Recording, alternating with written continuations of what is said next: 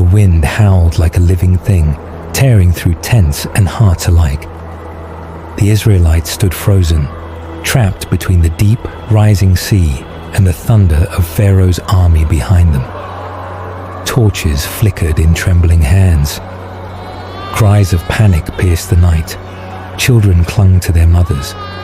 Elders fell to their knees, breathless and afraid.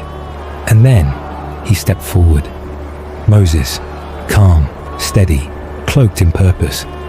His eyes scanned the horizon, his robes whipping in the wind. Behind him, his sister Miriam ran to his side. "There's nowhere left to run, Moses," she cried. Moses didn't flinch. "We do not run," he said. "Not this time." The sea loomed ahead, a wall of endless darkness. Behind them, metal clanged, hooves pounded, rage bore down like a storm of iron. Moses gripped his staff. The wind struck him like a challenge, and then he raised his voice, not to the people, but to heaven. "Stand still and see the salvation of the Lord." The staff struck the earth, and the sea split. With a sound like thunder cracking the bones of the world, the waters surged apart. Walls of water rose into the sky. The ocean obeyed. Before them, a path opened, glowing, trembling, holy. Silence. Then gasps, movement, a rush toward the impossible. They ran, feet sank into wet sand. Fathers carried sons. Mothers held infants tight.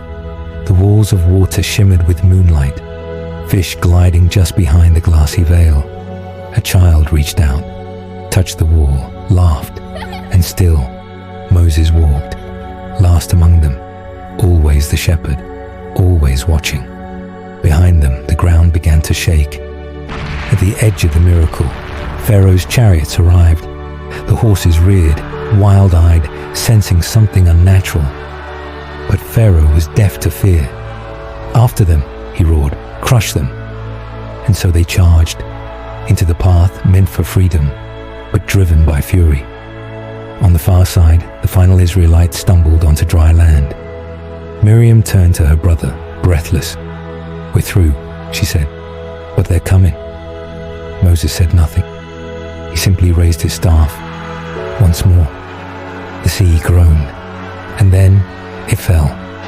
With the wrath of heaven itself, the walls collapsed. Water thundered down, swallowing chariots, soldiers, and the pride of Pharaoh in one divine judgment. Then, silence. The storm was gone, the sea calm, as if it had never moved. The people stood on the far shore, soaked, trembling, alive.